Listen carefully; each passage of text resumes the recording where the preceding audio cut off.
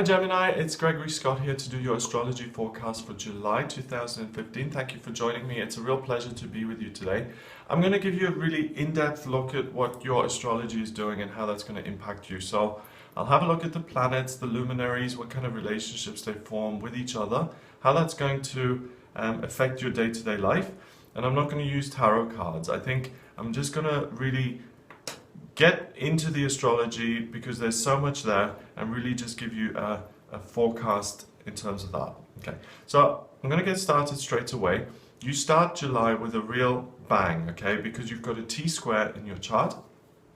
And a T-square is a constellation that forms with certain aspects. An opposition in two squares, and it represents a problem that you have a solution to. The problem is between your desire to work really hard and to use money as a way of feeling safe and to really find new ways of working just to make money rather than actually caring about what it is you're doing. And the answer to solving that problem is to look at what you really love, how you can help other people and how you can add value to other people's lives. So rather than just working or starting new projects for the sake of earning more cash, think about how you can improve the lives of other people. You'll find something that you actually care about and you will make that extra money that you want. So change your approach on that a little bit. Also on the 1st, your Ascendant is in a square relationship, so 90 degrees apart with your midheaven. And that stays in that relationship between the 1st of July until the 30th of July. Okay, the Ascendant is what you really like, and that's in Virgo at the moment in your 4th house. So you're very discerning, you're very much, this is good, this is bad, I like this, I don't like this, very black and white. And your midheaven is in your 1st in Gemini. And what that means is that you're very much about communication. Both of these are ruled by Mercury, by the way, and Mercury sits next to that. So you feel like you have all the answers, you're right, you are speaking that in your work, you want to speak your truth and make it work, and you feel like you have the ability to communicate that very well. You see yourself as a very good communicator. So you're really full of your own truth here. You don't doubt yourself, you think you have all the answers, and you want to communicate them. And that's with you for the whole of July, okay? So you're going to think you're right. And my experience has been that when I really feel that, it's usually when I'm in a situation where a lot of other people are in my ear and telling me stuff, and I get that inner voice that's saying, hang on a minute, you know you're right here. And usually in my experiences, when I've gone with that inner voice of, I'm right, I'm going to do it my way, I tend to be right. You know, there has been the odd exception, but when that message is so strong and so loud, it's there for a reason, and it means that the way you see things and the way you understand things and the way you communicate things is actually right. So really stick to your guns, Gemini, and really speak your truth and do things the way you want them done. I think that's important, and disregard the naysayers. Mercury sextiles Uranus from the 30th of June until the 4th of July, and a sextile is 60 degree aspect. Mercury is your ruler, it's in your sign, in Gemini, and it connects with Uranus. So it's about being honest about what your hopes and dreams are, and how you want to be with other people, and communicating with them in a truthful way. I think you have some really pioneering unique ideas, and I think you're comfortable communicating those. And I think that even extends into your working life, or that you can take these unique pioneering ideas and make them your working life. It can be anything. If you figured out a way to whiten teeth inexpensively, and everyone else says no, that will ruin your teeth, but you know it works, then speak that. It's your unique idea. Go for it. Make that, you know, create a website about it, whatever. But it's that kind of thing. It's like something that is really unique to you that you discover, and that's quirky and different and not the norm, and probably other people, if they heard it, would laugh at it or snigger or frown or whatever, but it's worth doing something with that at the beginning of July. The full moon happens on the 2nd, and that's in Capricorn, and that's a blossoming in terms of your working life. There's rebirth in terms of what you're doing in a working aspect. So it could be that you change your job, it's that significant. It could be that you alter your job role, it could be that you alter your perspective to the way you work, it could be that you alter your relationships with the people you work with. But there's a definite shift in terms of your interaction with other people, because it becomes more meaningful as a result of you being true to yourself. Saturn squares Venus from the 3rd of July until the 15th of August. So a month and a half. Saturn is structure, is solidity, and it often puts things under a microscope. And it's right on top of your descendant, which is what you're looking for in a romantic partner. It squares your Venus and your Jupiter. And this is great because your altered way of communicating, your increased truthfulness, and your comfort in terms of speaking your truth alters what you attract in terms of your romantic life, and it means that the people who come into your life are more compatible.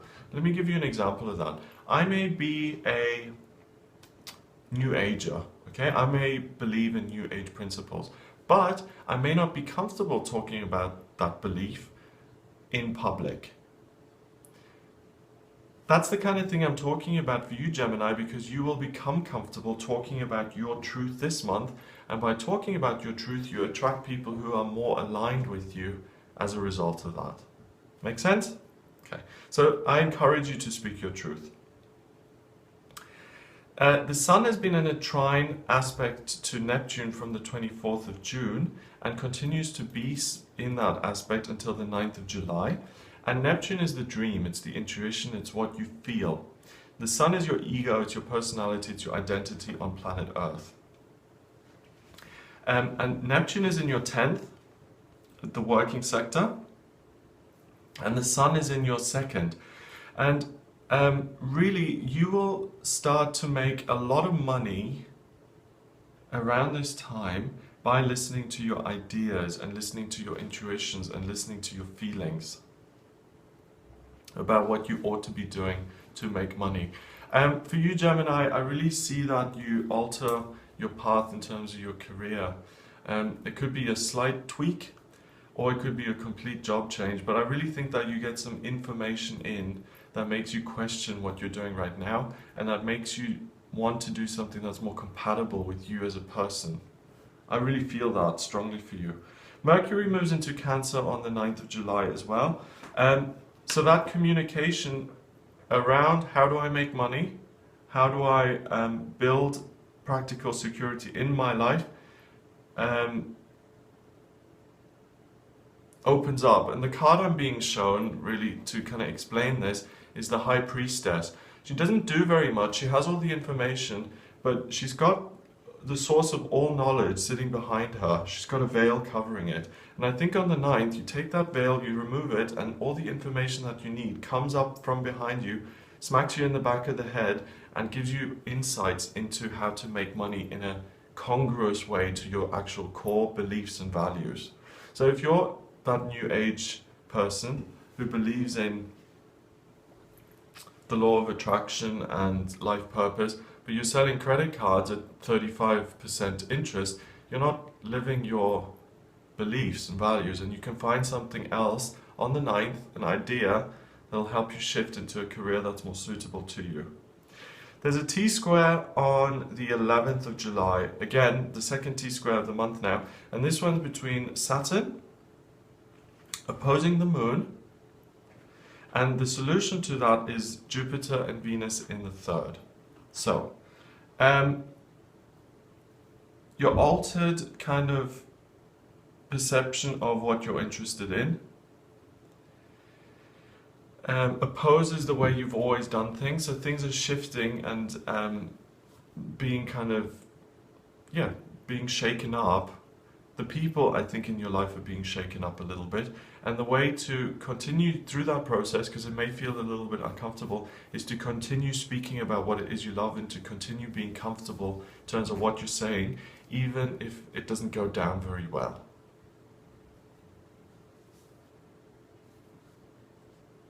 So it's a shift, you know. So if I've been a mother for 40 years and my children have always expected me to do everything for them, I actually knew when I was a kid, my tennis instructor, he was, I think he was a man in his late 30s, and he lived with his mother.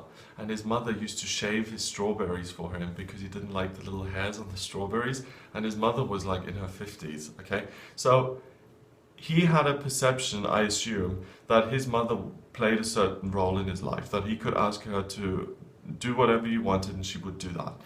If that mother then turned around and said, hey, I'm going to now be a circus performer, and she completely changed her identity overnight, the son probably wouldn't be that happy because he's come to expect that his mother shaves his strawberries for him, okay? And if she's off doing something else, he doesn't get that. So you're going through something similar. You're changing the way you are. Some people may not react very well to that, and some people may not be happy. But the guidance is to stick to your intuition, to keep with this new identity, and to let those people who can't take it move out of your life, and to attract the new people who are actually into that new identity come into your life. Important. Mars conjuncts the Sun, and it's been doing that for the whole of June, and it finishes that conjunction on the 12th of July. Mars is the warrior planet, what I want, what I will not compromise on. And when that connects with your Sun, it really makes you very forceful. That conjunction now ends on the 12th, and you become a little bit more laid back and easy. Not easy. You become more chilled out. You become more relaxed, okay? You could become easy, but I mean, that's not what I mean. What I mean is you become a little less forceful. You become a little less driven to get your own way all the time. So that's good. The other thing that's been in opposition for a long time, since the 27th of June until the 14th of July, is Pluto versus the Sun, okay? And this has been about that question of, what am I doing for work right now and what could I be doing? That question kind of settles down now as well, because I think you found the answer to that by the 14th of July. Venus conjuncts Jupiter, and it does that for a long time. It does that from the 17th of June through until the 13th of August, so almost 2 months, okay? And this is really nice because Jupiter is good luck, good fortune. Venus is love and what you care about. And both of those are in your third house of communication. And this just touches on what I've said already. It's that love and that ability to grow in terms of what it is you communicate, who you are as a person, how you come across, and really how you let other people see you, you know, what you show them. And that's really lucky for you, and I think that will bring in people who are more aligned with what you really like. You know, if I am a conservative,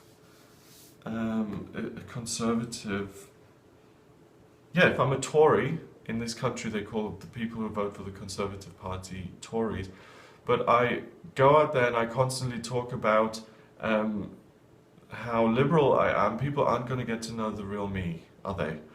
And people get to know the real you this month because you actually share the real you, and that's good. Bring the wall down. It will bring more real people into your life and people you can really connect with. At this time as well, there's a strong opposition between doing what I want to do for work rather than just going through the motions. I think you stop going through the motions around this time of the month, and I think you refuse to be inauthentic in your life. And Gemini, for you, you are someone who is flexible, someone who's adaptable. You don't mind being superficial at times. You don't mind sometimes taking on different personas. And I don't even think you mind that sometimes you can have to express opinions which aren't necessarily your own. I think you're not naive that way. I think you're very grown up, But this month, I think it's really important for you to become truthful to yourself. And I think that will be a new experience for you at times, to have that strong of a reaction of, I've got to be me here. The new moon occurs on the 16th of July. That's in your second house of finance again, in Cancer. So how is this new career going to pan out? Think about this on the 16th, because you'll get some really good ideas of how to practically make that happen in the real world. Uranus starts to square Mars from the 16th of July through until the 2nd of August. And a square is when two planets are 90 degrees apart, and it causes real friction and tension between them. Mars is in your second, Uranus is in your 11th of hopes and dreams, and Uranus is the planet of miracles anyway. So something really, really unusual is going to happen in this time period, the 16th, so the last 2 weeks of July, and that will really inspire you to completely take you in a new direction work-wise. So don't figure it out yourself. You'll be given the answer on a silver platter, free of charge. The universe is going to give you your career. Isn't that great? Something really unique and pioneering as a result of all the work you've done so far. So just be open to that, because it'll come into you free of charge. Just be open.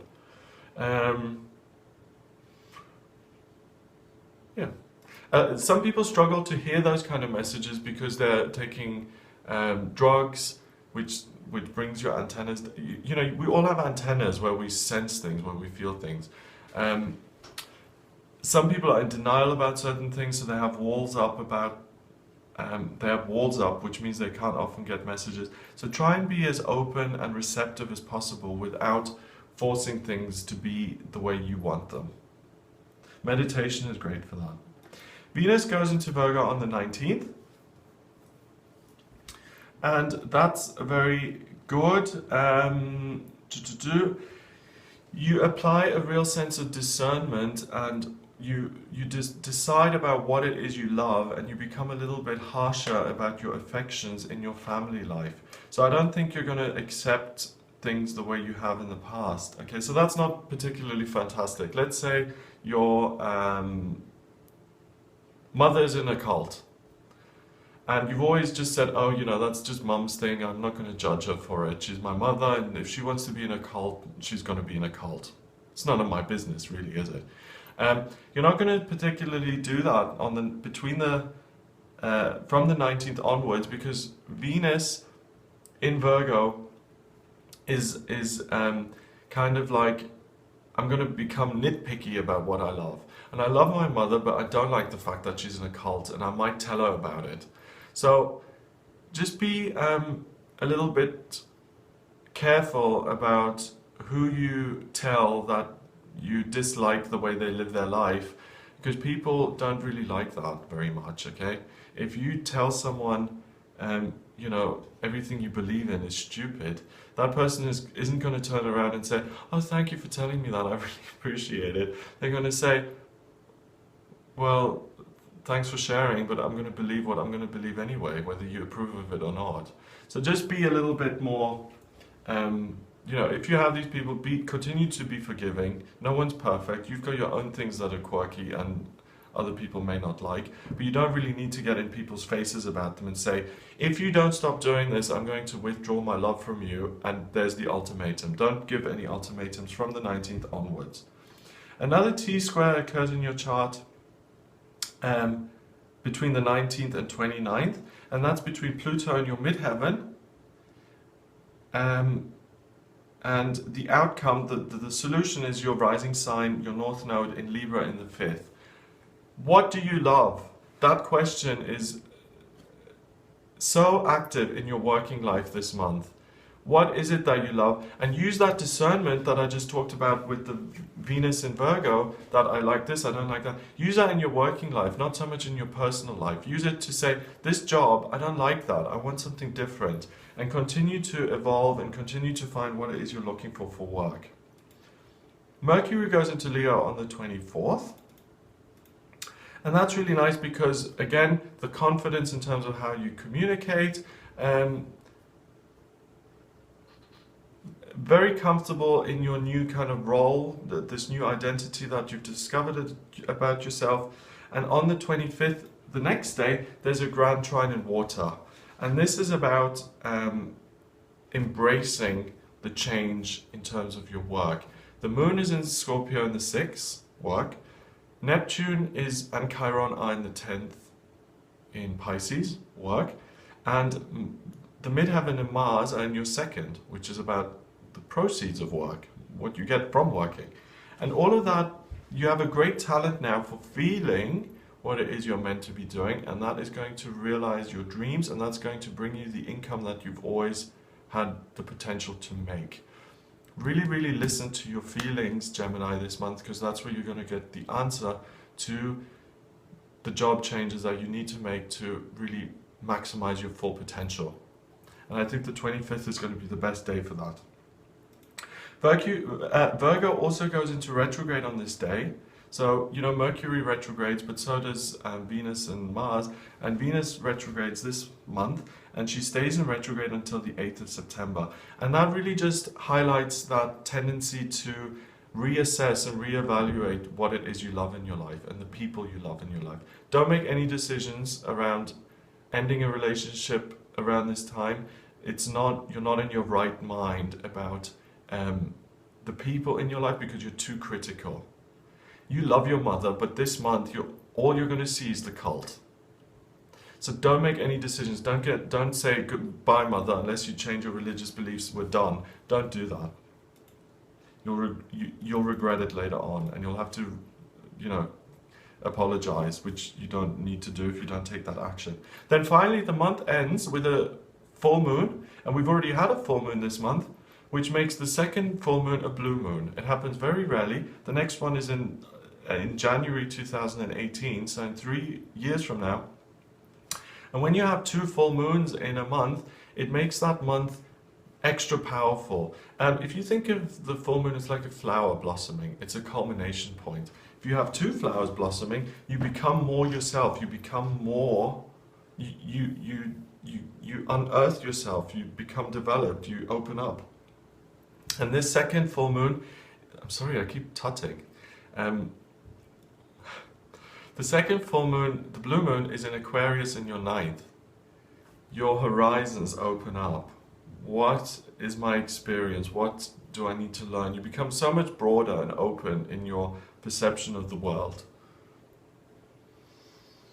And what you want to do, and what you want to teach, and what you want to learn. Much bigger. Your scope really opens, the blinkers come off, and you really look at the world with new eyes. So that's your astrology for this month. I hope you found that useful. Key dates to look out for. If you'd like a private reading with me to kind of get into more depth on any of these details specifically to your birth chart, then please get in touch with me via my website. It's gregoryscott.com. Email me. The address is readings@gregoryscott.co.uk, and you can also find me on Facebook, Gregory Scott 444. Please remember to subscribe to the channel, and I'll speak to you soon.